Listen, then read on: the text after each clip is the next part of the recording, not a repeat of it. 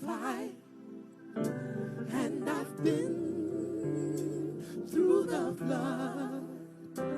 I've been broken into pieces, seen lightning flash from above, but through it all, I remember that He loves me and He cares, and He'll never put more on me than I can bear.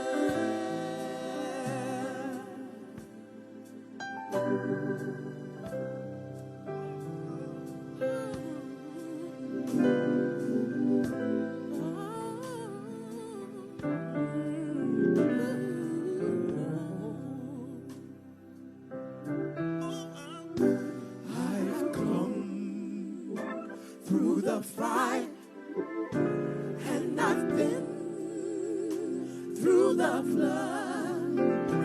I've been broken into pieces, seen lightning flash from above.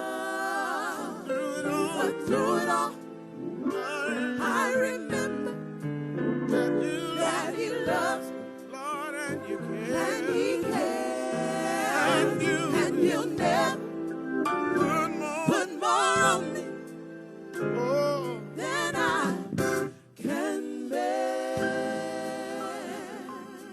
Oh,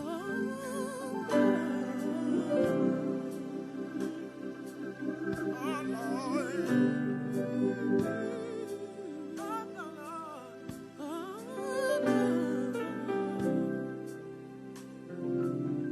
Lord, I've come through the fire, and I've been through the flood.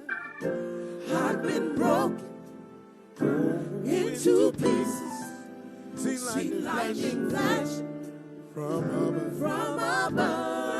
But through it all, I remember that He loves me, and He cares, and He'll never put more on me than I can bear. No, He'll never put more on me. Oh, no, never put more on me. Oh, I never put more on me. Oh, then put more on me.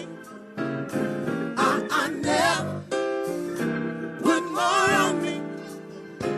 Oh, never put more on me.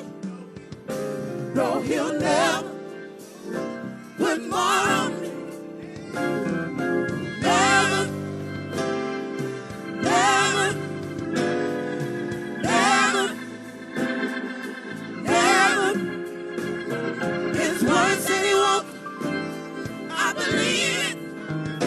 I receive it. I claim it. It's mine.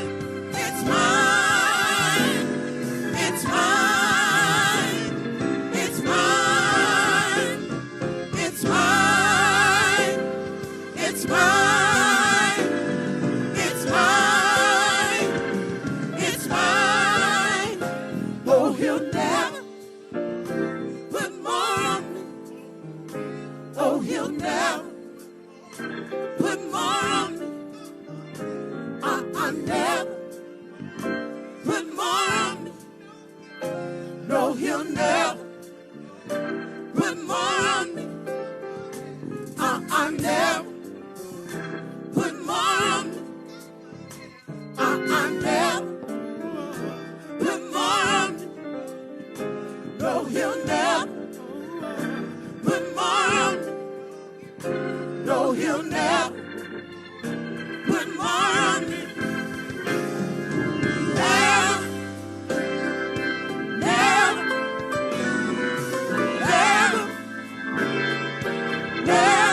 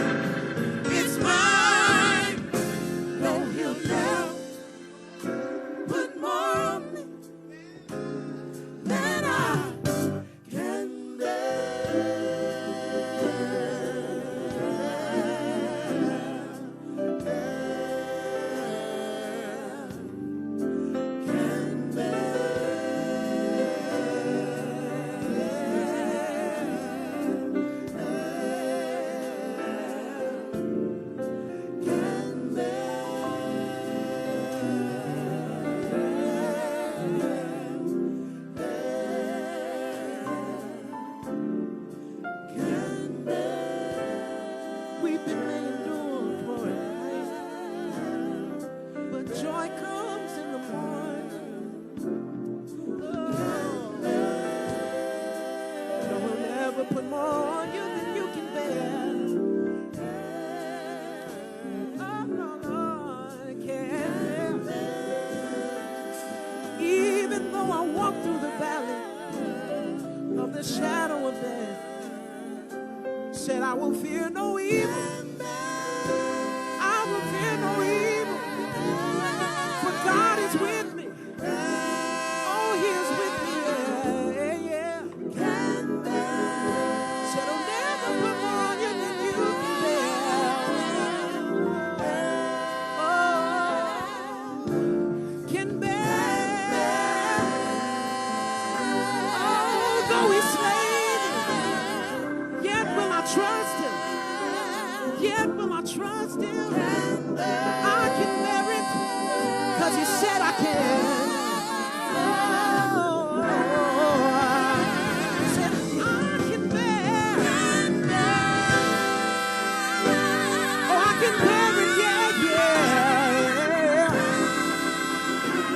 Only 'cause the Lord said I can. So I'll pick up my cross and I'll lay it at His feet, Lord.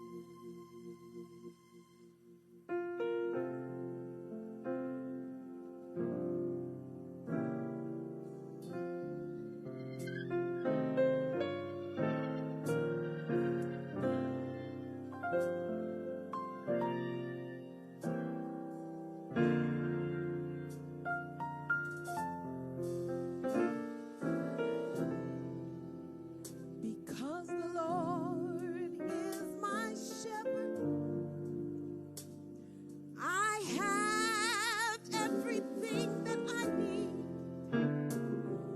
He lets me rest in the meadow's grass, and He leads me beside the quiet streams. He restores my failing health, and He helps me to do what honors Him the most. That's why I'm saved. That's why I'm saved. That's why I'm saved. I'm saved in His arms.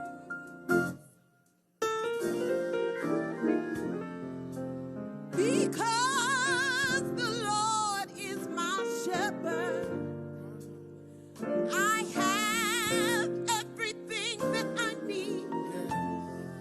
He lets me rest in the meadow's grass, and then He leads me beside the quiet streams. He restores my failing health, and He helps me to do what honors Him the most. That's why I'm saved. That's why I'm saved. That's why I'm saved. I'm saved in His arms.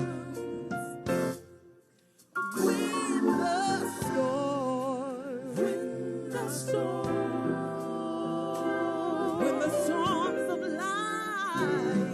of life is raging, and the billows they begin to roll.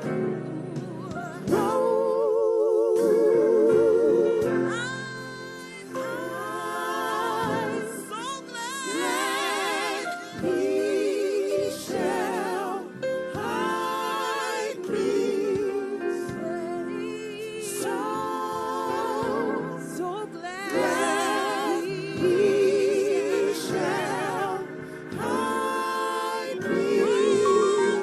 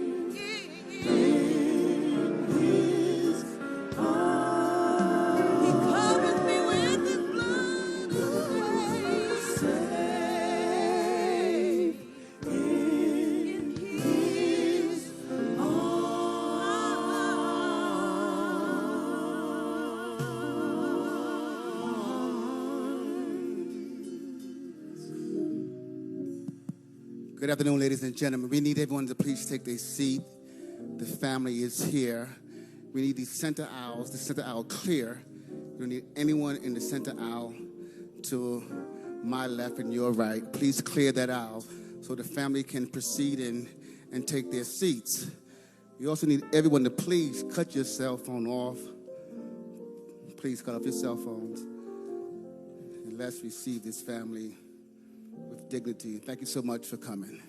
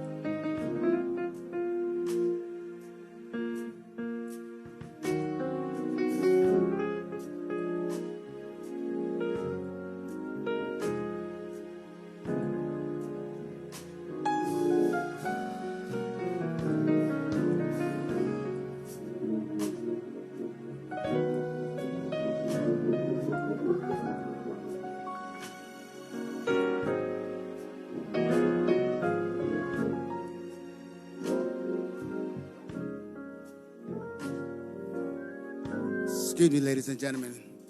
Again, we need you to socially distance yourself. It's every other seat. Please, ma'am, please, sir, if you're sitting directly next to someone, can you please socially distance yourself? Thank you so much for your cooperation. Thank you.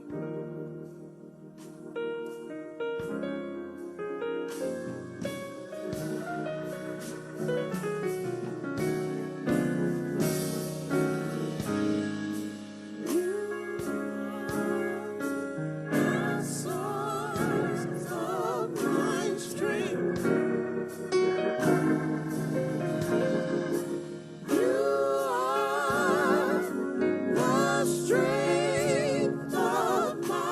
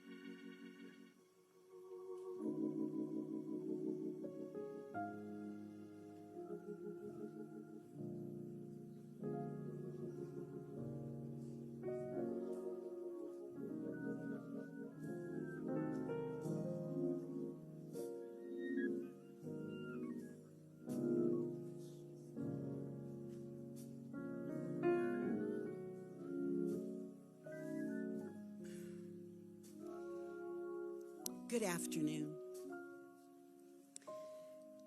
You may be seated.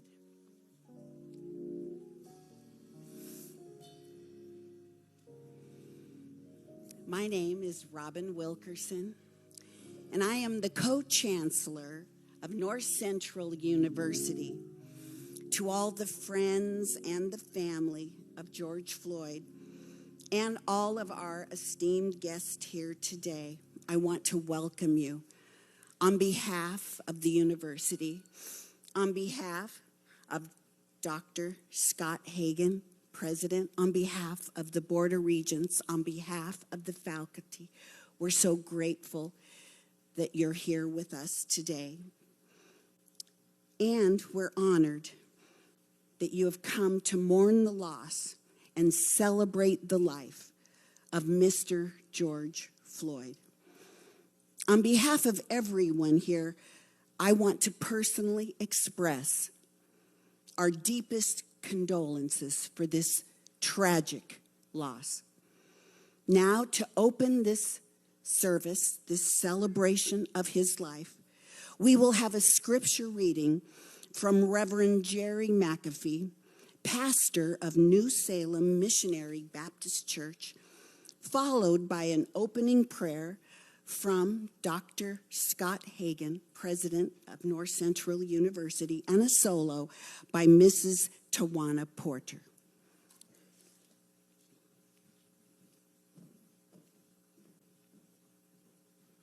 On behalf of the pastors and preachers from Minneapolis and St. Paul, the Bloods on the south side, Gangster Disciples and Vice Lords on the north side, Psalm 27.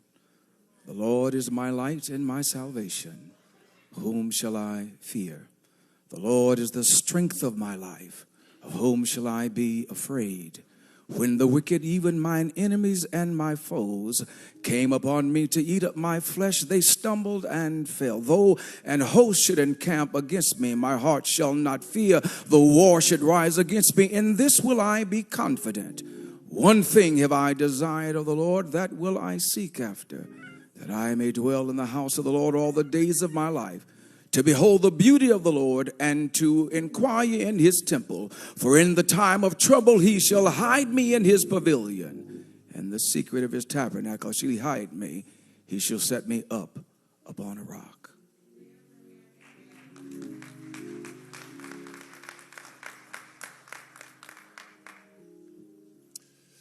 Just once again, on behalf of North Central University, I want to welcome the Floyd family to our campus. This is truly an undeserved honor for our university. I've been praying all week that this sacred space would become a table of healing for the Floyd family, for the city of Minneapolis, and for the world that is grieving beyond these walls. In just a moment, I want to offer a brief prayer. But before I offer that brief prayer, I just want to announce, as president of this school, the institution of the George Floyd Memorial Scholarship.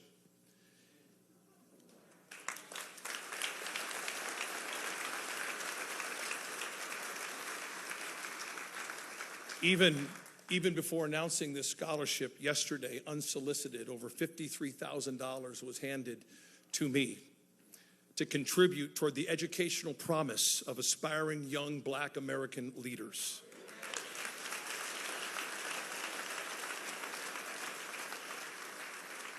But here's what I really want to say. Far beyond North Central University, I am now challenging every university president in the United States of America to establish your own George Floyd Memorial Scholarship Fund.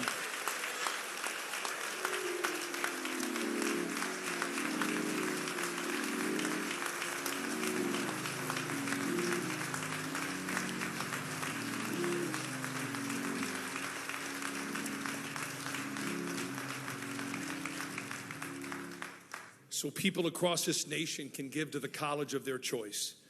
It is time to invest like never before in a new generation of young Black Americans who are poised and ready to take leadership on our nation. So university presidents, let's step up together. I want to invite you now to pray with me, if you will. Lord, your word in Proverbs 31 is dynamically clear. It says to speak up for those who cannot speak for themselves. Ensure justice for those being crushed. Yes, speak up for the poor and the helpless and see that they get justice. Lord, we are asking today for you to take this table of healing here in Minneapolis today and multiply this healing all over this nation as part of that now never fading voice crying out on behalf of those who have been and who are now being crushed in body and spirit. At this table of healing today, Lord, we ask that you touch the Floyd family with supernatural comfort and grace, that they may be granted a few moments of respite as their beloved father and brother and son is remembered in a way that honors his life and his personal faith in Jesus Christ. At this table of healing, we are asking you, Lord, to show us the way. Our city and nation are becoming rightfully despondent with neighbor set against neighbor. Help us to repent, not just seek to restore. As a nation, as cities, as universities, and as religious communities, heal, make new, and help us, oh Lord, rebuild our national family. And finally, Lord, at this table of healing today, we are asking you to search our hearts as pastors, rabbis, priests, imams, business leaders, politicians, and educators. Help us reconcile our failed witness and lead us forward as caring neighbors and diligent gatekeepers of mutuality and mercy. Guide this generation to change the national narrative on race and power and change all of our hearts until they match your heart. We ask all of these things in the name above all names, Jesus Christ.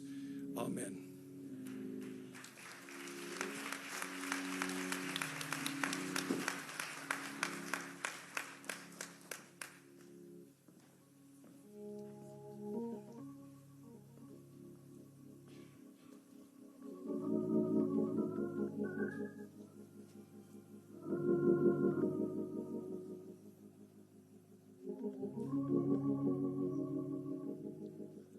Amazing grace, how sweet the sound that saved a wretch like me. I once was lost, but now I'm found. Was blind, but now I see. 'Twas grace that taught my heart to fear, and grace my fears relieve.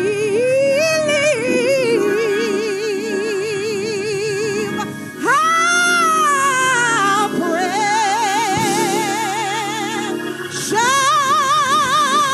gift that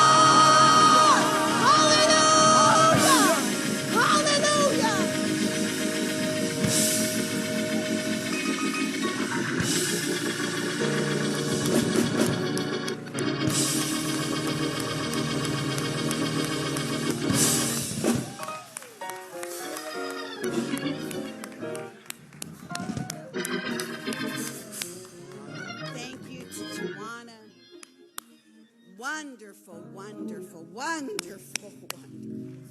Yes, yes. Thank you, thank you, thank you. We're going to have the opportunity now to hear in just a moment from loved ones, friends, and family of George Floyd. But before that, I would like to welcome to the podium Attorney Benjamin Krupp for his remarks. Would you please welcome him? Thank you.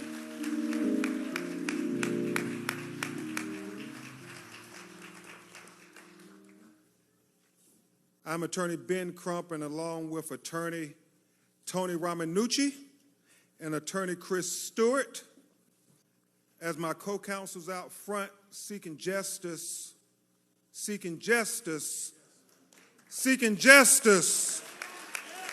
the family of George Floyd, along with a lot of other great attorneys who are working in the background, who I will mention briefly before we bring up the ones who knew George Floyd all of his life. I want to thank lawyers towing in the vineyards like Devin Jacob, Chris O'Neill, Lee Merritt, Darrell Parks, Jasmine Rand, Bill Pentas, and Carol Powell Lexon, because you may see Tony and Chris and I, but it's a whole team of lawyers who are working, because it's going to take a united effort fighting in the courtroom and outside the courtroom to get justice for George Floyd.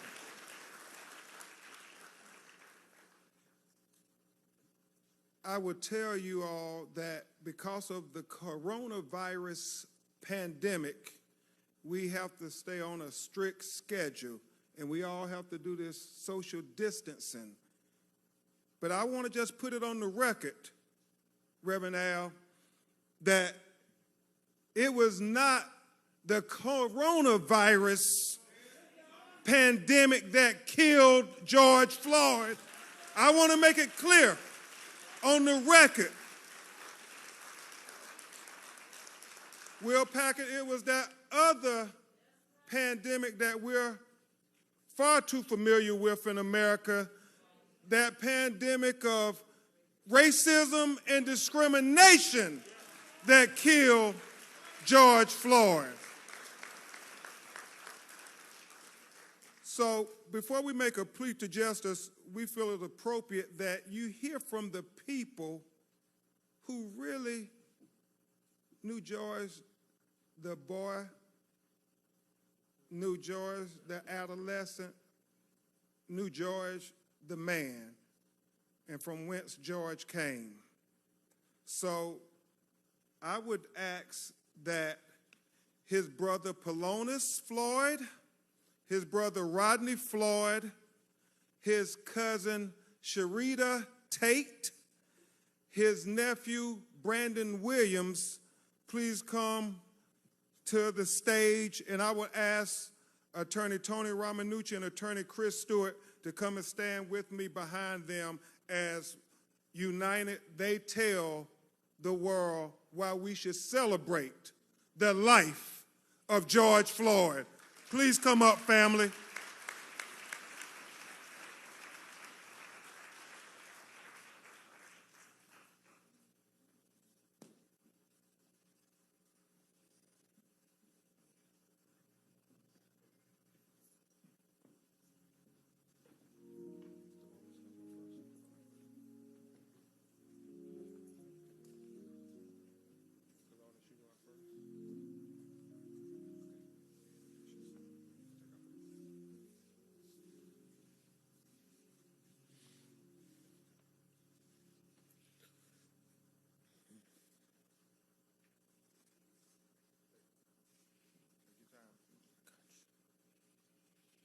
Well, how y'all doing first? My name is Polonus Floyd, brother of George Floyd. Well, we come up together. We didn't have much. Our mom did what she could. We would sleep in the same beds, play video games together, go outside and, play catch with the football. And I used to say to myself, like, man, you can't throw. You can't throw at all. You know what I mean? Because the ball never came to me. And years down the line, because I was catching with one hand, two hands, any way you threw it, I started being able to catch it. He said, I can throw, but I just wanted you to go get the ball. The ball don't need to come to you. You need to go get the ball. But, my brother, we did a lot of things together, from like talking with my mom, dancing with my mom, cooking with our mom, brothers and sisters. Man, so much. We made banana mayonnaise sandwiches together, It was a family thing, Every day, we know when we come in the house, our mom was going to have a huge plate of food separate from each other, and we would sit there and argue with each other who plate it was, and I'm like in 10 or 11, I'm talking about the plate with 6 pieces of chicken is mine, and he way bigger than me. You know what I mean? He's huge. So, man, from that, being in the house with my brother, man, it was just like inspiring to other people, because my mom used to take in other kids, and most of them was George's friends, and they wanted to stay with her. They loved her, and my brother, he was okay with it. So then you had 3, to me, they were grown then, because they kicked me out the room. They were 3 men, like 16, 17, they grown, sleeping in the same bed, waking up, going to the same school. And they wouldn't leave each other at all. They always wanted to be with each other at all times. I remember nights when the day before school, we didn't have a washing machine. So we would all go in and put our socks and underwear in a bathroom sink and just start washing them. If we didn't have detergent, we would use soap. But we would wash it. We were going to be clean. We were going to be clean. So we would literally, right after that, we would take the socks and hang them over the hot water heater. And we'd take the underwear and hang them over there. And we would fight about it, me and his friends and all of them. Like, no, you did it last night, because your clothes probably still be damp the next day if you don't put it on the hot water heater. So from that, and we learned a lot of stuff, but it's crazy because we didn't have a dryer. So the fastest way to dry your clothes was to put it in the oven and let it dry faster like that. So it was just, man, I love my brother, man. We had so many memories, together. I remember him waking me up, telling me, hey, man, can you iron my clothes for me? And I look at him, but then I look at his size, and I say, you right, big bro, you right. You know what I mean? It was just amazing. Everywhere you go and see people, how they cling to him. They wanted to be around him. George, he was like a general. Every day he walks outside, it'd be a line of people, just like when we came in, wanting to greet him and wanted to have fun with him. Guys that was doing drugs, like smokers and homeless people, you couldn't tell, because when you spoke to George, they felt like they was the president, because that's how he made you feel. He was powerful, man. He had a way with words. He could always make you ready to jump and go all the time. Everybody loved George. We didn't call him George. We called him Perry. If you called him Perry, you knew him direct, you know what I mean? Because George was the name, everybody called him Big George, Big Floyd, Georgie Porgy. He had so many different names. But I'm going to go ahead and let... Go ahead. I'm not stopping you. Go ahead. I'm just, man, it's crazy, man. All these people came to see my brother, and that's amazing to me that he touched so many people's hearts. Because he's been touching our hearts, You come to Third Ward, where we're from, people are crying right now. That's how much they love them. I'm just staying strong as I can, because I need to get it out. I need to get it out. Everybody wants justice. We want justice for George. He's going to get it. He's going to get it.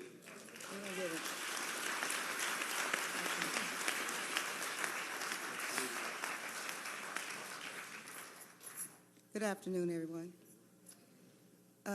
I'm just going to echo some of the things that Falon has talked about, and that is that we come from a long line of large family members. Our mothers were siblings of 13, and if I can kind of fast forward a little bit, my aunt she lived in Houston, and she would always talk about being there and not having any of the siblings close to her. So my mother decided to move to the Houston area back early 80, 81. And so we came to Houston, and we were all excited that we could have somebody close to us, because the only time we really would see each other is like during the holidays or when people would travel to visit my grandmother. Long story short, I mean, we didn't have a whole lot, but we always had each other. And we always were taught that, we could always bring other people into the fold. Always, no one should ever go home without having a meal or having food. And so that's how, as he talked about, my aunt was someone in the community that they called her Miss Sissy. And all of the kids loved to come over there. And she ended up having, 30 or 40 kids that would come over there because they always knew that they could get something to eat if they came there. And not only food, but they could be loved and they could feel part of a fold. So we were raised to always welcome people in and to embrace other people. And so you could see, as all these people, no matter who you talk to, they will all say the same thing, and that George was somebody who was always welcoming, always made people feel like that they were special, and nobody felt left out. And he would enter into a room. Everybody would feel like they were special. He would embrace them. As I think about the thing that I would miss about him most is his hugs. Like, he was this great big giant, and when he would wrap his arms around you, you would just feel like, you were, everything could just go away. Any problems you had, any concerns you had would go away. So while we're all grieving, I just want to kind of highlight his children, Quincy, Javion, Tanjanika, Tyson, and Gianna, and his 3-year-old granddaughter, Journey. We all need prayer. But if I am honest about it, we are more concerned about his children and his grandchildren. So I ask that you pray for us as we go along this marathon to make sure that justice is served on George's behalf, or Perry as we call him. I ask that you pray for us and especially for their children. Thank you.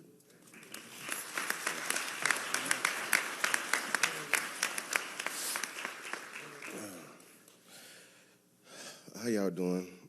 I am Rodney Floyd, youngest brother of George Floyd. And my older brother PJ was talking about childhood memories and how we grew up. And I would like to start where he left off. We didn't have much growing up, but all that great stuff, how we dried and washed our clothes, that was just ingenuity. And I mean, hey, we worked with what we had, but didn't have much, but we had a house full of love. And I mean, I appreciate the love of everyone in here in the state of Minneapolis. Y'all adopted my brother and showed him so much love. And we feel that love in your city and thankfully everybody and plus around the world. It's a beautiful thing, this great love we're receiving. And George Floyd is receiving, because he would love it. I wish he was here in the presence, in the flesh, to see it. Because all this great unity, you would bring in the tears like it's bringing us. But she had fun remembering my brother, Big Floyd, as y'all know. Oh, cooking-wise, he would make me, honestly, him and the other brothers, 3 gentlemen my brother mentioned grew up in our house, so they would say, "Little bro, you make the best grilled cheese. Can you please go make us one?" I mean, if I tell y'all as a little 6 or 7-year-old kid, I did that numerous times. I realized as I got older, y'all just using me. But you know what? But I was just happy to be doing it. But my big brother, I mean, great guy, great gentleman, great man. And as a child, without no father figure, he was big brother.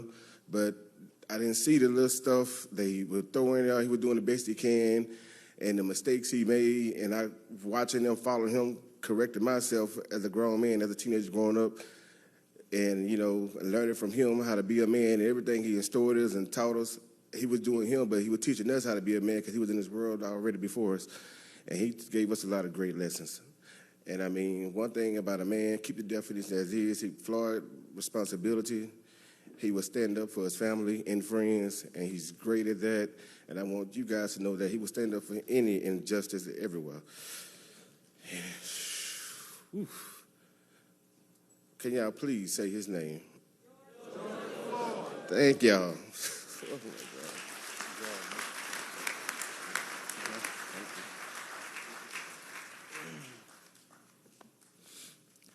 I'm Brandon Williams, George's nephew. I call him Perry. We happen to share the same middle name for some reason. My mama wanted to name all of us after some of her siblings, and coincidentally, I ended up with George. Growing up, I'm a lot younger than them, but my grandmother raised me. I didn't have a father figure present in my life, so I grew up in the same house with them. And, my uncles were more of a father figure in my life. And with Perry being the alpha male, I gravitated to him. Coming up, I played sports. He did. That kind of connected us and brought us real close. I'm trying not to be sad. This is a lot harder than I thought it would be. I just remember all. I just remember just all of the memories, man. So more than anything, I just want to say thank you to him just for being there, just being a real, genuine person, just being loving and caring and somebody I can count on no matter what. We didn't have much, but coming up, my grandmother tried her best, and wherever she selected, he picked it up for me. He made sure I had sneakers and clothes and a lot of stuff like that, and I appreciate that. I'm going to end it with a funny story about he was the biggest LeBron James fan. And I remember, I don't know if you guys are familiar with the NBA, but when the Cavaliers, they came back on the Golden State Warriors in the finals, and I remember the very first phone call, and I told him, Unc, man, you too happy. You sound like you won a championship. And we laughed about it, and, he said, man, you know how I feel about LeBron. I did win a championship. So, and every time we would talk, I asked him, like, hey, how you doing, man? You good? And he said, I feel like I won a championship. And that kind of stuck. It was just this inside thing we had. So I know with him being the strong person he was and seeing everybody come together and just rally around him and extend all of the love and support to our family. And, man, we thankful and grateful. And I know more than anything, with everybody grieving and hurting, he would want us to feel like we won the championship. So I'll end on that note. Thank y'all.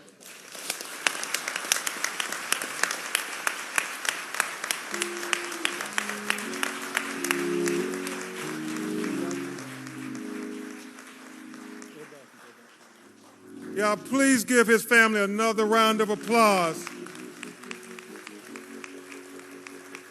Please show them love. Show them love.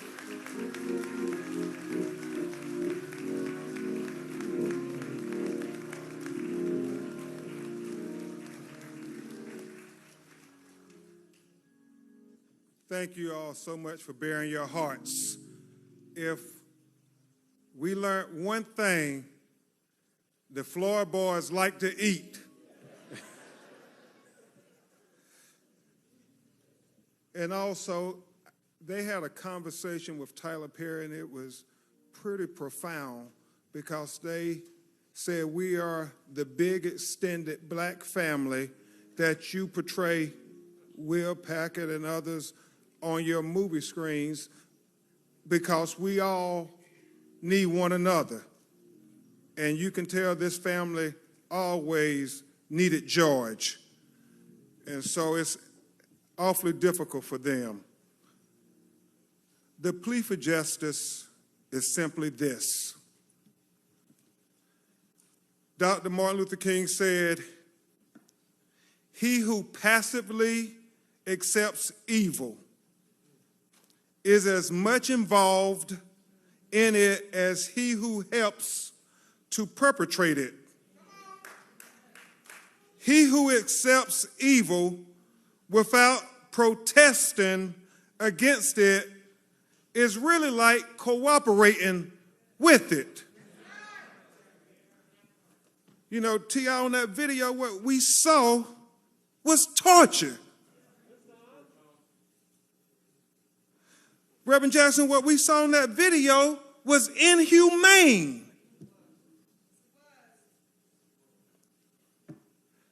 Martin III, what we saw in that video was evil. And so, America, we proclaim, as we memorialize George Floyd, do not cooperate with evil. Protest against evil.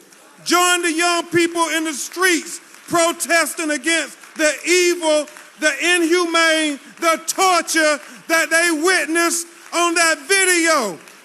We cannot cooperate with evil. We cannot cooperate with injustice. We cannot cooperate with torture.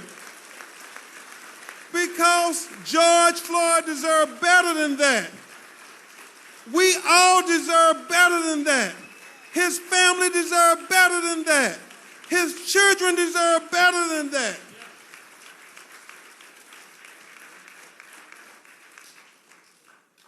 Steve, all George wanted from life is what any of us want. As Thomas Jefferson said in the Declaration of Independence, the unalienable rights endowed by our Creator, Tyrese, to life, liberty, and the pursuit to be happy on this earth. That's all George was asking for, like any and all of us. But he was denied those rights. And we will seek justice in his name. We will all, united as a people who are God's children, seek justice in his name. But beyond the specific justice, in his case, Chris, the prosecution of the 4 individuals who deprived George of his life, we seek a broader, more transformative justice. Reverend Al, a more just system of policing. Kevin, a more just treatment of people of color.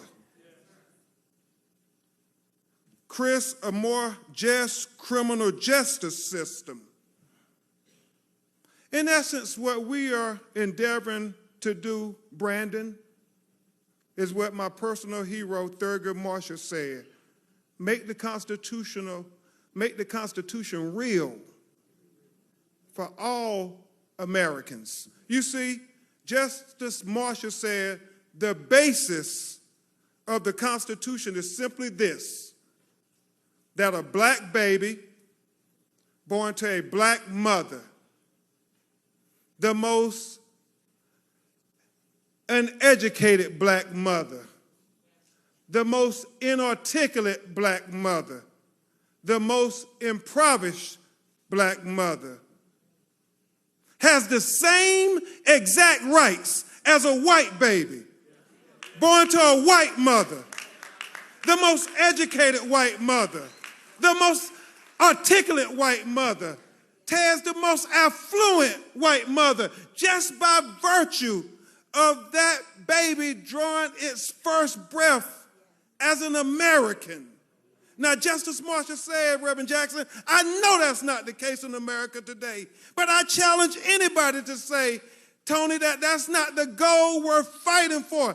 He said, I challenge anybody to say, that's not what makes America the great beacon of hope and justice for all the world to marvel. So when we fight for the George Floyds of the world, but more importantly, when we fight for the unknown George Floyds of the world, when we fight for the Trayvon Martins of the world, when we fight for the Terrence Crutches of the world, when we fight for the Michael Browns of the world, when we fight for the Alton Sterlings of the world, when we fight for the Philando Castillos of the world, when we fight for the Jamar Clarks of the world, when we fight for the Eric Gardners of the world, when we fight for the Sandra Blands of the world, when we fight for the Ahmaud Arbery's of the world, when we fight for the Breonna Taylors of the world, when we fight for the Natasha McKinney's of the world, when we fight for the Stephon Clarks of the world, when we fight for the least of these, what we are really doing is helping America live up to its creed. What we're really doing is helping America be the great beacon of hope and justice for all the world to marvel. But most importantly, brothers and sisters, what we are doing is helping America be America for all Americans.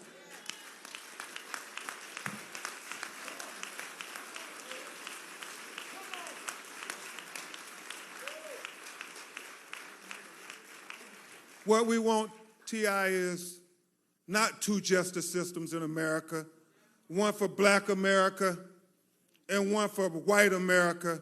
What we endeavor to achieve is equal justice for the United States of America, and George Floyd is the moment that gives us the best opportunity I have seen in a long time of reaching that high ideal that this country was founded on.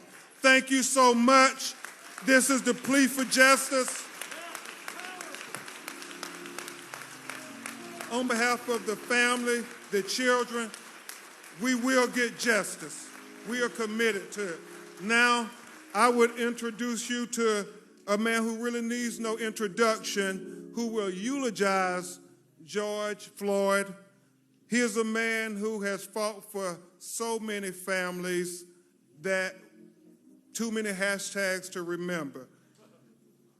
And when he gets the call, he always answers the call. Even when the cameras aren't around, even after the cameras are gone. Ask Eric Gardner's family. Ask Stephon Clark's family. Ask any of these families. The cameras have long gone, Tony, but Reverend Al continues to answer the bell when our people call. He is a leader that you see on TV commentating about our experiences, but more importantly, he is a leader who has lived our experiences. And because he has lived those experiences, that's what makes him so effective in commentating on MSNBC about our experiences. And he is going to talk about the experience of the terrible loss of somebody who should be with us today, and that is George Floyd. Please give a great round of applause for the Reverend Al Sharpton.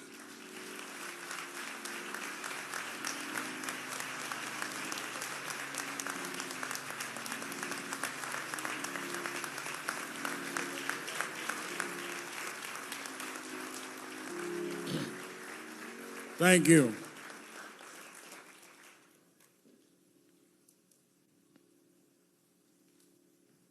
I want us to not sit here and act like we had a funeral on the schedule.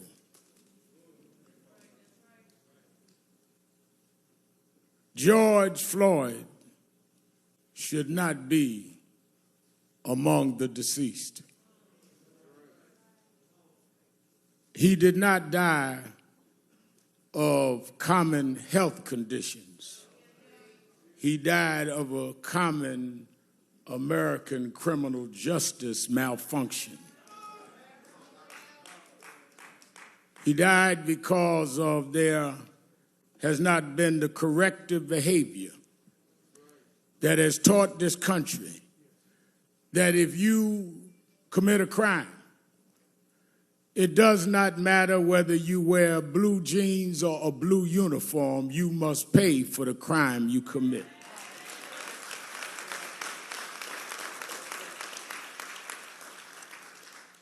So it is not a normal funeral. It is not a normal circumstance, but it's too common, and we need to deal with it. Let me ask those of you that in the traditions of eulogies need a scriptural reference, go to Ecclesiastes 3rd chapter. First verse says, to everything there is a time and a purpose and season under the heavens. I'm going to leave it there. I saw somebody standing in front of a church the other day had been boarded up as a result of violence, held the Bible in his hand. I've been preaching since I was a little boy. I never seen anyone hold a Bible like that, but I'll leave that alone.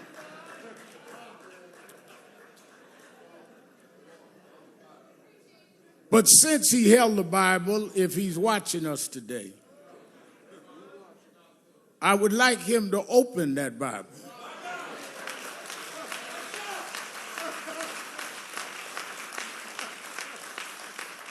And I'd like him to read Ecclesiastes 3. To every season, there's a time and a purpose. And I think that it is our job to let the world know when we see what is going on in the streets of this country and in Europe, around the world, that you need to know what time it is. First of all, we cannot use Bibles as a prop. And for those that have agendas that are not about justice, this family will not let you use George as a prop.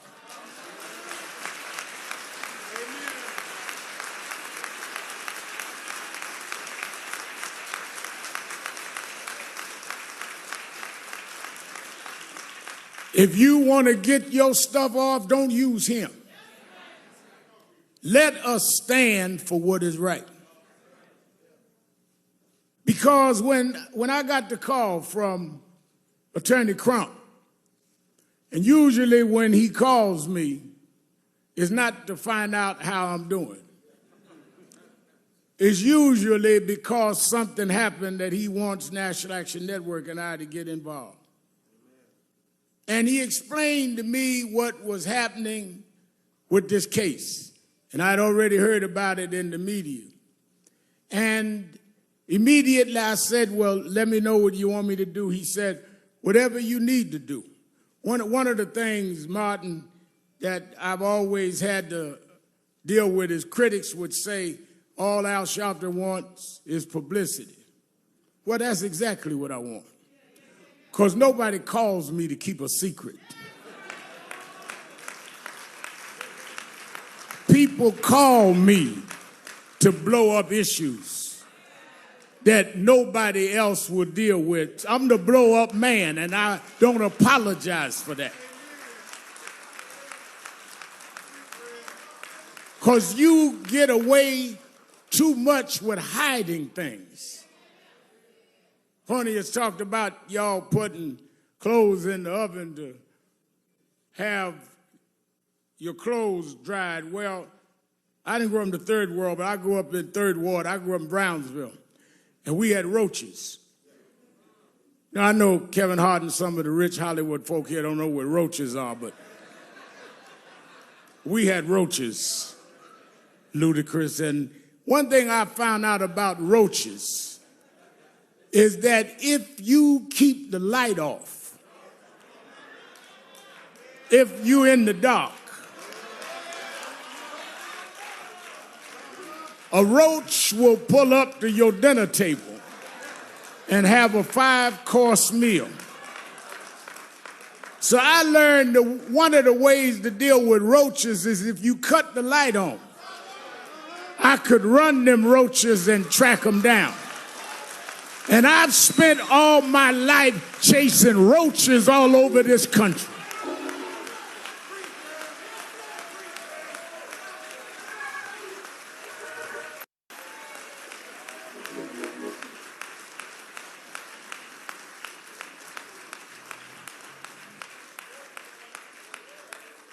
As soon as I talked to the family and got the details and heard that among George's last words was, "I can't breathe," with a knee on his neck, I immediately thought about Eric Gardner. I did the eulogy at his funeral. And I called his mother. And I said, "I know we are not going out because of the coronavirus, but this is so much like Eric. If we could arrange some private way to go to Minneapolis, would you go?" And she said, "Rev. Al, I'm already packing. Let me know." Tyler Perry said, "I'll give the families, the plane, whatever y'all need, because this is wrong." Robert Smith said, "Don't worry about the funeral costs." People across economic and racial lines started calling and getting in. And we flew out here, her and I, last Thursday. And when I stood at that spot, the reason it got to me is George Floyd's story has been the story of black folks. Because ever since 401 years ago, the reason we could never be who we wanted and dreamed to be in is you kept your knee on our neck.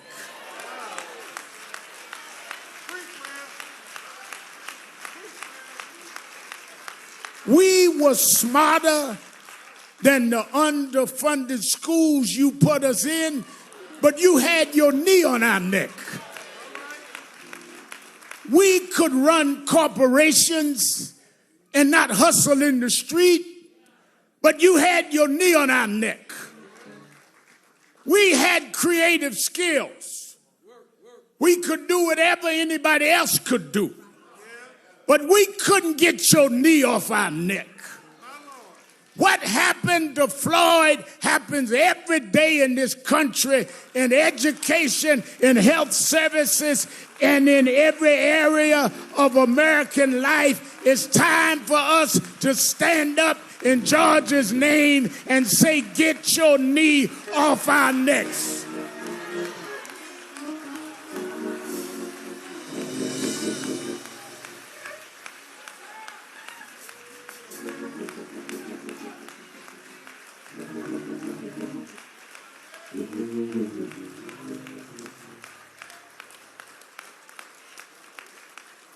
That's the problem, no matter who you are. We thought maybe we had a complex, T.I., maybe it was just us. But even blacks that were broke through, you kept your knee on that neck. Michael Jordan won all of these championships, and you kept digging for mess because you got to put a knee on our neck. White housewives would run home to see a black woman on TV named Oprah Winfrey, and you mess with her because you just can't take your knee off our neck.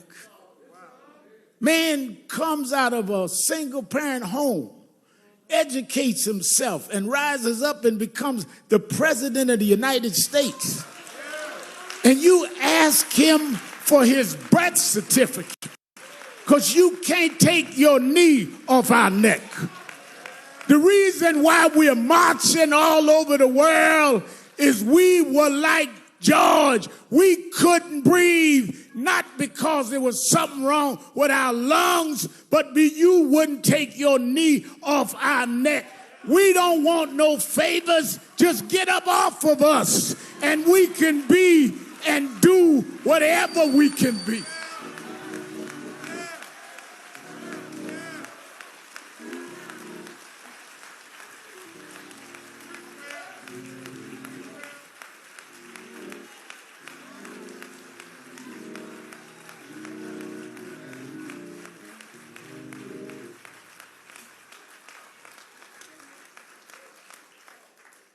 There have been protests all over the world. Some have looted and done other things.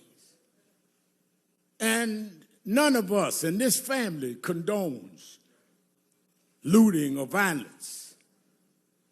But the thing I want us to be real cognizant of is there's a difference between those calling for peace and those calling for quiet.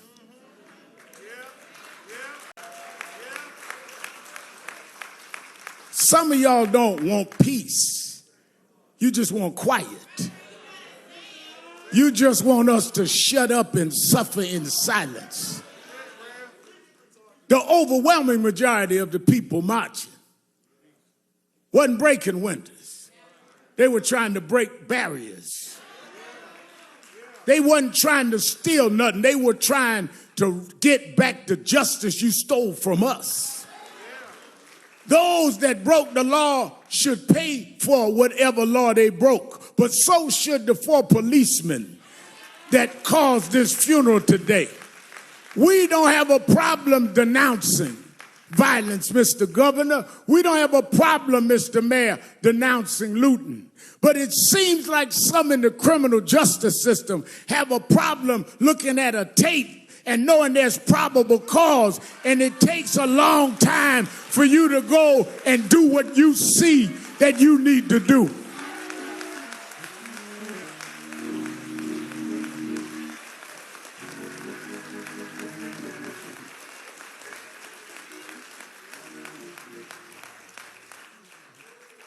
But I'm one that has been Crump said. National Action Network and I have been involved in a lot of these fights we started around criminal justice. I did speeches and eulogies at most of the funerals that we've had in this space in the last couple of decades, and led the marches and did what we had to do. I look at Martin III, we went to jail together fighting these fights, like his daddy went to jail before. But I'm more hopeful today than ever. Why? Well, let me go back. Reverend Jackson always taught me, stay on your text. Go back to my text, Ecclesiastes. There is a time and a season. And when I looked this time and saw marches where in some cases young whites outnumbered the blacks marching, I know that it's a different time and a different season. When I looked and saw people in Germany marching for George Floyd, it's a different time and a different season. When they went in front of the parliament in London, England, and said it's a different time and a different season, I come to tell you, America, this is the time of dealing with accountability in the criminal justice system.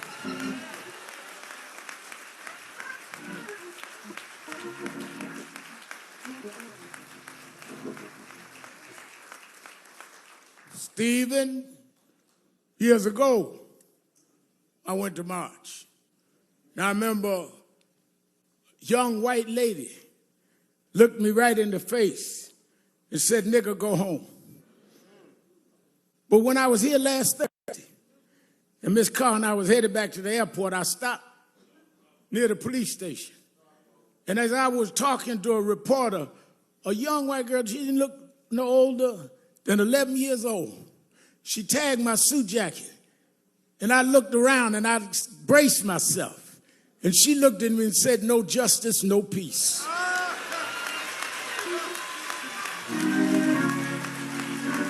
It's a different time. It's a different season. And if my Bible carrying guy out in front of that boarded up church, if I got him to open up the Bible, I want you to remember something. You know, I was late last October to an appointment because the time changed. And I was still, my watch was on the wrong time. You know, once a year, time goes forward.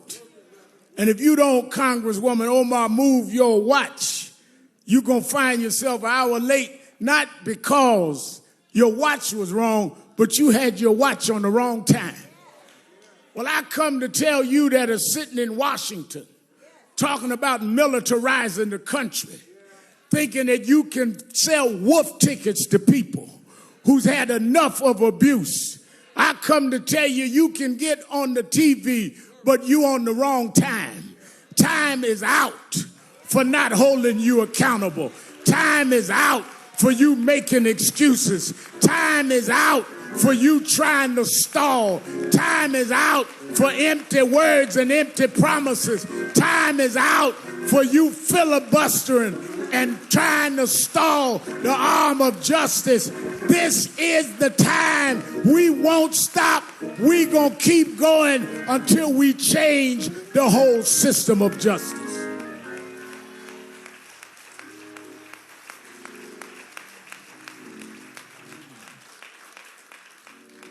Our organizations have called this a day of mourning.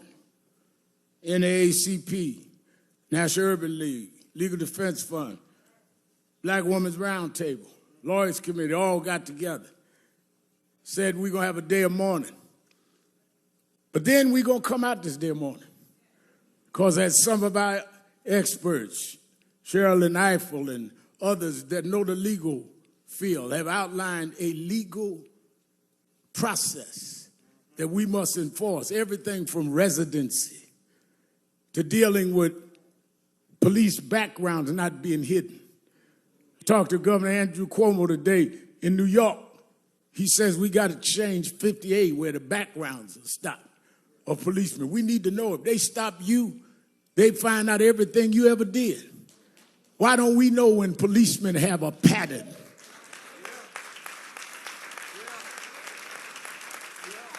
We got to go back to consent decrees. Under the Obama administration, they had put certain cities with patterns and practice under consent decrees.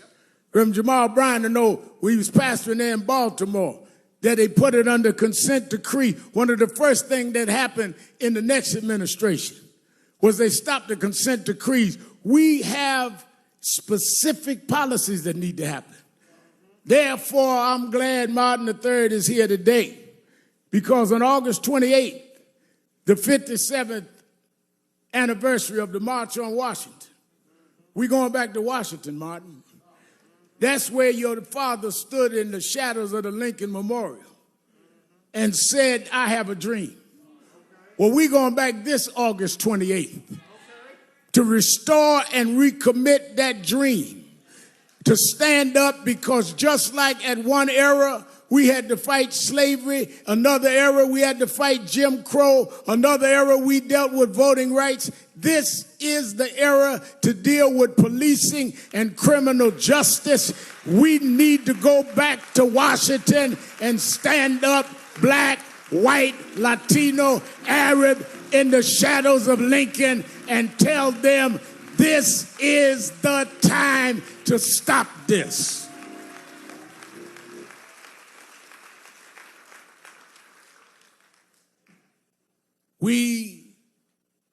Martin and I talked about this. I've asked Reverend Bryant to get the faith leaders together. I talked Randy Weidengard about the labor leaders. Oh no, we're going to organize in the next couple of months in every region, not only for a march, but for a new process. And it's going to be led by the Floyd family. And it's going to be led by the Garner family. And it's going to be led by those families that have suffered this and knows the pain and knows what it is to be neglected. And it's going to be getting us ready to vote not just for who's going to be in the White House, but the State House and the city councils that allow these policing measures to go unquestioned. We are going to change the time.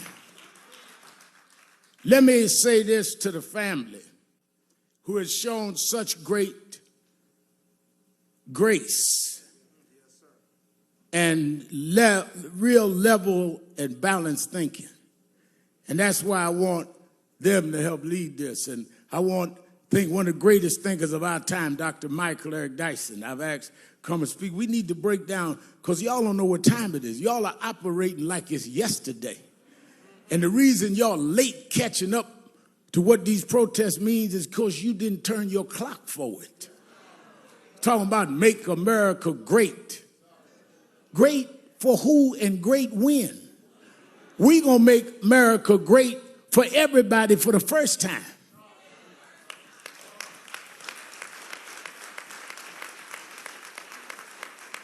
Never was great for blacks.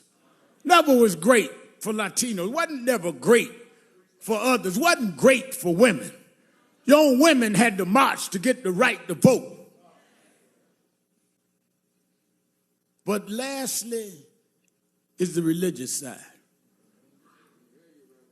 I was reading and kept thinking about how I was a little embarrassed because when I heard that George, at this point of suffering this brutal attack, called for his mama, I said to Attorney Crump, I said, well, I appreciate talking to his brothers and them on the phone, but I want to talk to his mother. He said his mother passed. I said his mother passed, but he was calling for his mother. And I thought about it because I was raised by a single mother. And sometimes the only thing between us and our conditions was our mothers. Sometimes the only thing that we had that would take danger away was our mothers. The only ones that would make sure the food was on the table was our mother. I know why George was calling for mama. But then as I had got that all placed in my mind and I realized why I was always calling her. My mother died 8 years ago, but I still try to talk to her. Sometimes just dial the cell phone to hear the voicemail of her phone that I never cut off. I still want to reach out to mama. But talking to Quincy last night, one of his 5 children, Quincy said, you know, I was thinking maybe he was calling his mother. Because at the point that he was dying, his mother was stretching her hands out, saying, come on, George. I'll welcome you where the wicked will cease from troubling, where the weary will be at rest. There's a place where police don't put knees on you, George. There's a place that prosecutors don't drag their feet. Maybe mama said, come on, George. There's a God that still sits high, but he looks down low and he'll make a way out of no way. This God is still on the throne. The reason we can fight, I don't care who's in the White House, there is another house that said if we'll fight, he'll fight our battles. If we stand up, he'll hold us up. So as we leave here today, I say to this family, I know that years ago we told them, Reverend Jackson told us, keep hope alive. Yeah. Then I know that President Obama wrote a book about hope. But I want you to know in my life, there's times that I lost hope. Things can happen like this that'll dash your hope. But there's something that is sister to hope called faith. Faith is the substance of things hoped for, the evidence of things unseen. Faith is when you got a pile of bills and no money, but you say he will provide all of my needs. Faith is when you got no medicine in the cabinet and you're sick in your body, but you say he's a doctor that never lost a patient, and he'll dry tears from my eyes. Faith is when your friends walk out, when your loved ones turn their back, but you say, I don't believe he brought me this far to leave me now. We didn't come this far by luck. We didn't come this far by some fate. We come this far by faith, leaning on the Lord, trusting in his holy word. He never failed me yet. From the outhouse to the White House, We come a long way. God will. God shall. God will. God always has. He'll make a way for his children. Go on home, George. Get your rest, George. You changed the world, George. We're going to keep marching, George. We're going to keep fighting, George. We done turned the clock, George. We're going forward, George. Time out. Time out. Time out.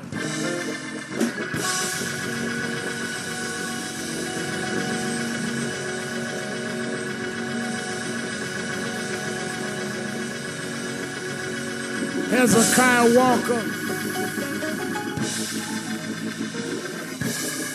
We ask gospel great Hezekiah Walker sing a song for the family. After which, Derek Johnson of the NAACP asked me, Attorney Crump, we're going to stand for 8 minutes and 46 seconds. Though that was the time that George was on the ground. And we want you all over the world to stand with us for 8 minutes and 46 seconds and make that commitment for justice in the name of George. I want to thank the members of the Congressional Black Caucus for being with us. Won't you stand?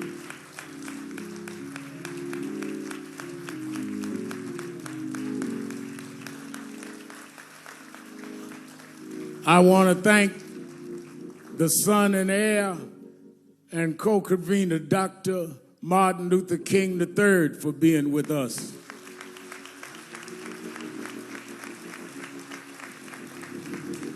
I want to thank the mayor and the governor and their brides for being with the family.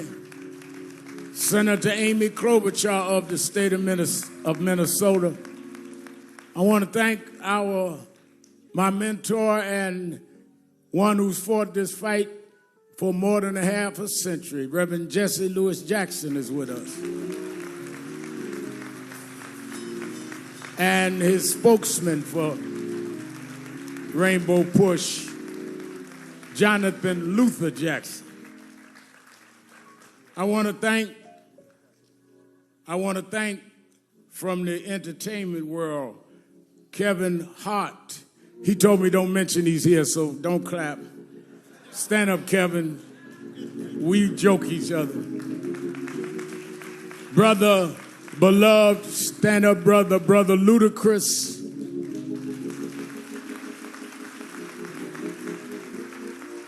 Tyrese Gibson, who's an extraordinary activist in his own right. Master P.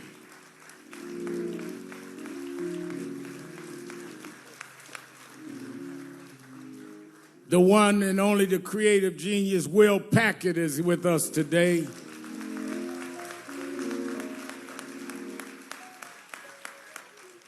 And a brother that we've marched together and done a lot of things. He does not just put his name on somebody's petition. He puts his body on the line. Brother T.I.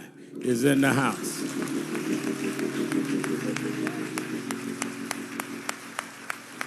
I want this brother's one of the greatest gospel singers alive. Is Tiffany here? Oh, wait a minute. I didn't want to announce and say I embarrassed her. Let me tell you something. One of the most popular, outstanding artists that is also committed. I've read her interview. She think I'm old and don't read stuff, but I do. And she's been committed and saying the right things, and she wanted to be here today. And I was so busy joking with Kevin, I didn't even look at her. Let us welcome our sister beloved, Sister Tiffany Haddish is in the house.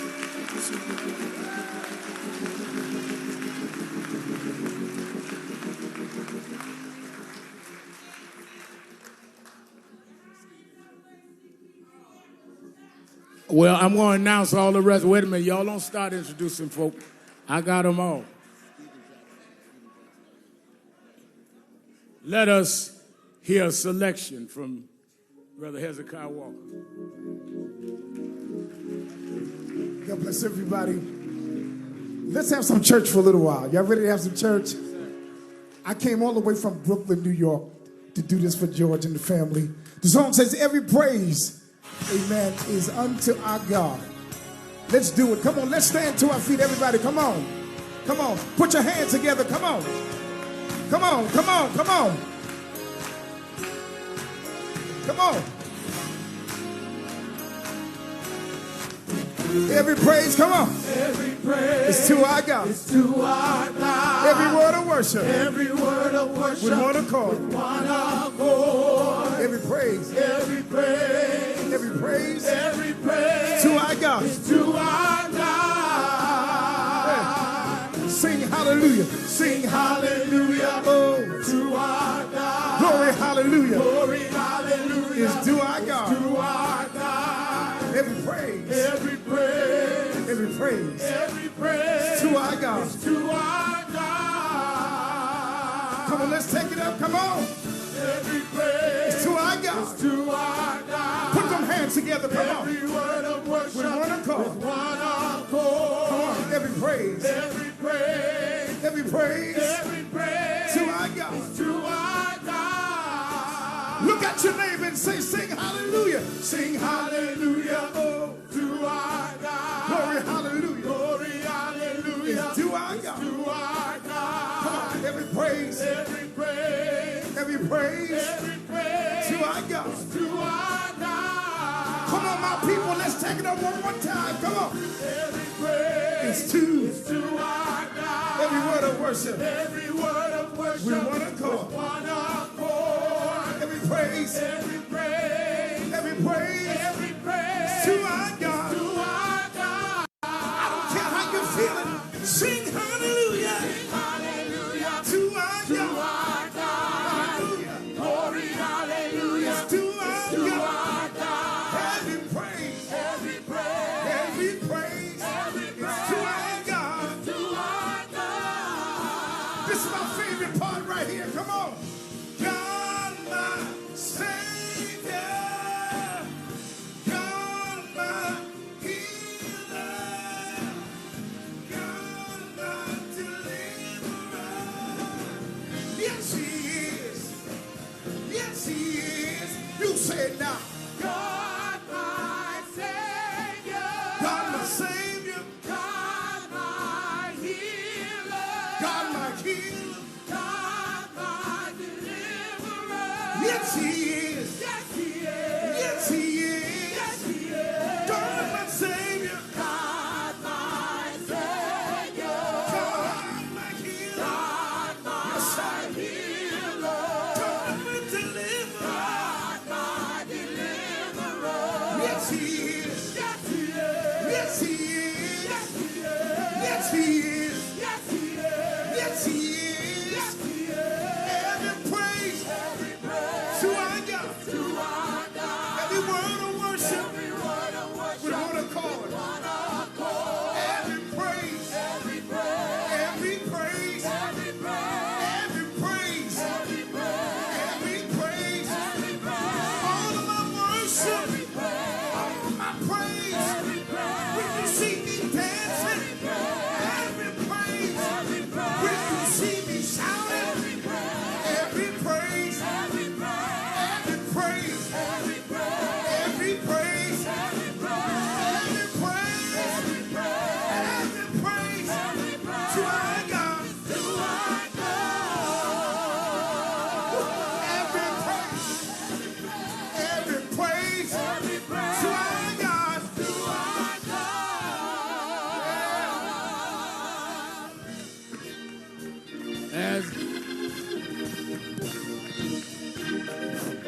As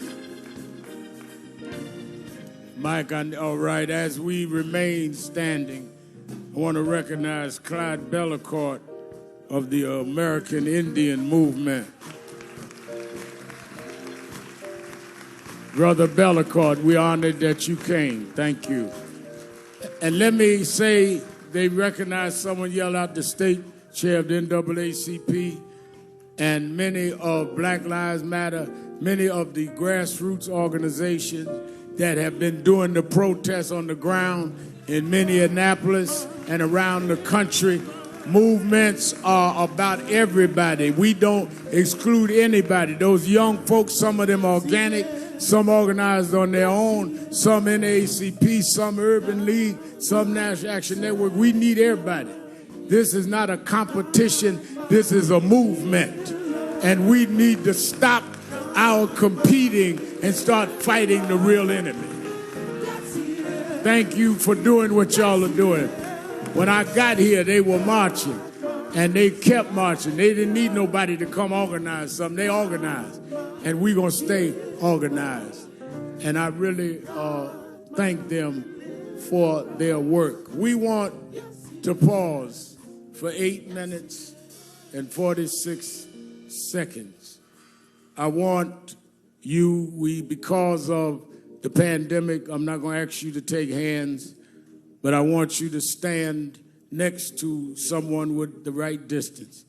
The amazing thing about this movement, people say they never seen marches all over the country. Well, we've had that, but we never had it in a pandemic.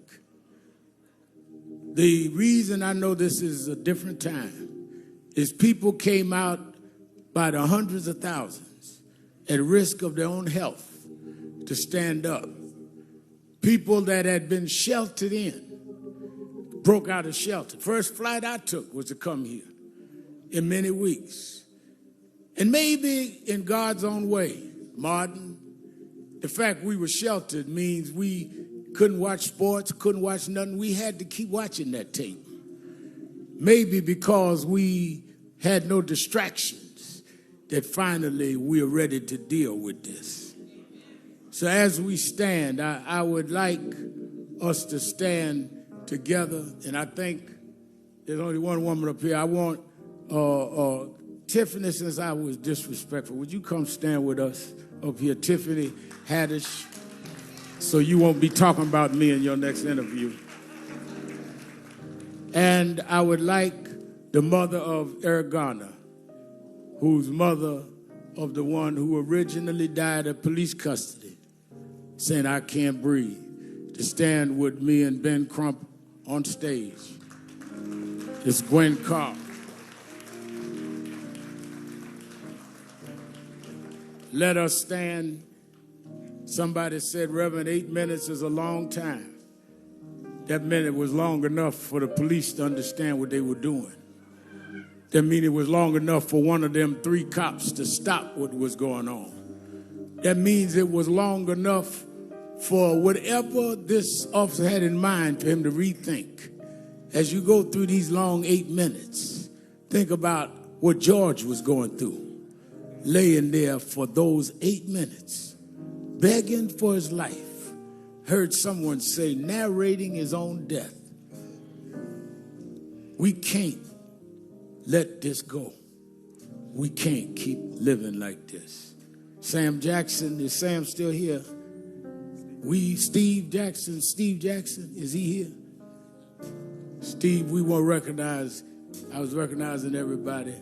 We got to stop this here. And we got to, in this time, bring about a new season. Let us stand still. You that believe in faith, bow your heads, or whichever way you worship.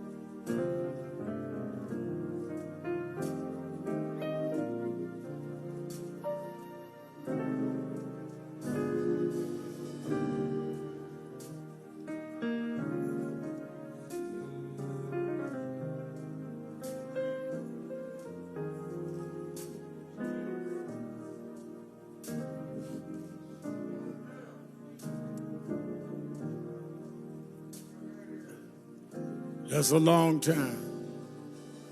If we've calculated with the clock here, that's how long he was laying there.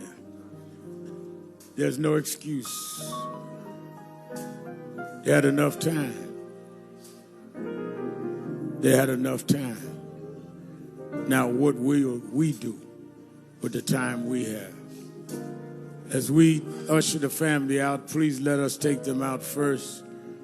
They have to prepare to go to North Carolina and then back Houston, where we will do the final services. They appreciate you all for coming. Let everybody else be seated but the family. Reverend Bryant, will you come quickly? Give us a benediction. Just a benediction. And we're going to take the family out. Everyone else remain in your seats.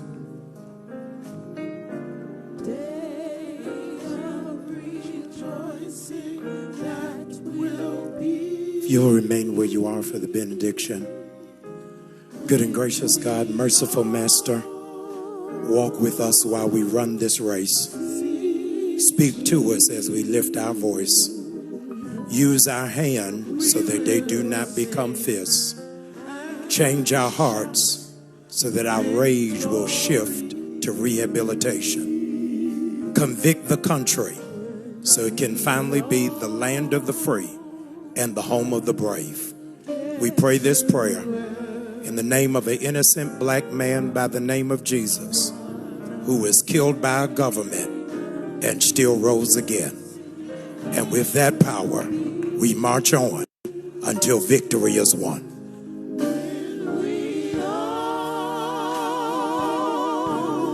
Let's usher the family. Excuse me, we need everyone to be seated except the family. Please, everyone, please be seated except the family. Let's, please, everyone, please remain in your seat as we escort this family out. Thank you so much. Please, we need everyone to remain seated.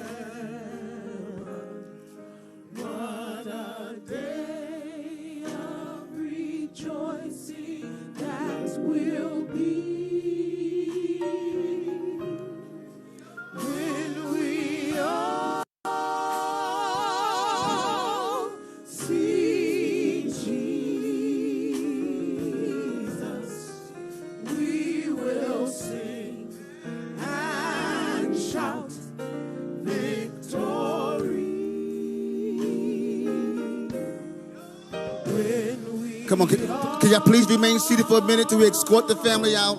Please, let's escort this family out. Thank you so much for your cooperation. Thank you so much.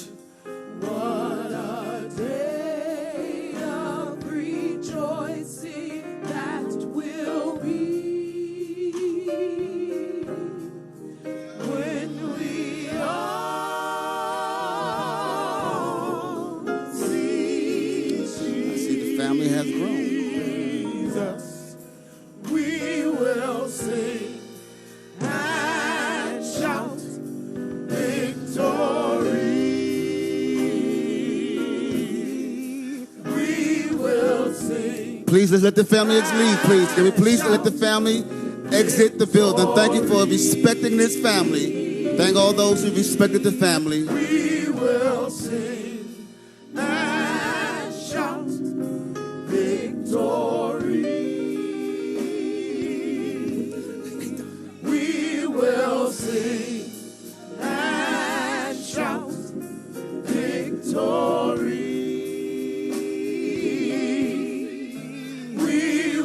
Sing and shout victory. We will sing and shout victory. We will sing and shout victory. Thank you so much. God bless you all.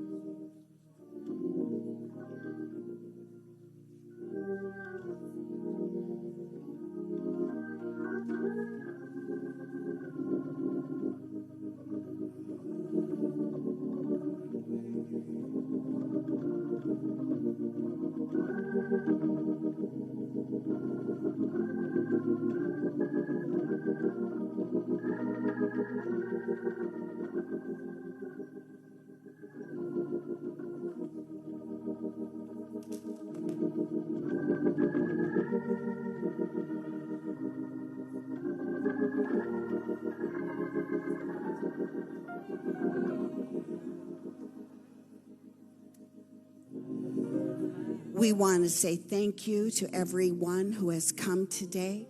We want to say how much we appreciate taking your time.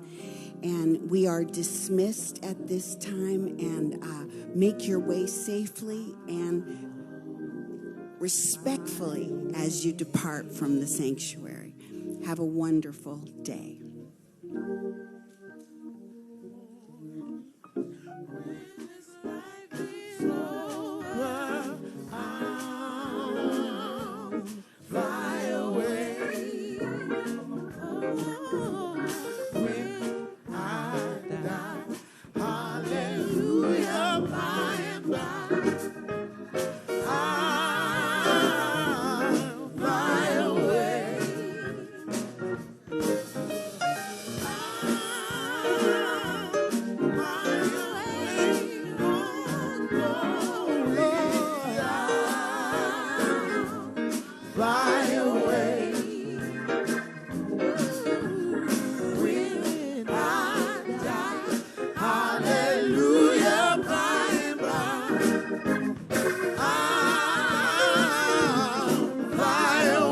At this time, we're going to exit. Everyone move out into the lobby at this time. We're going to exit. You exit the sanctuary at this time, please.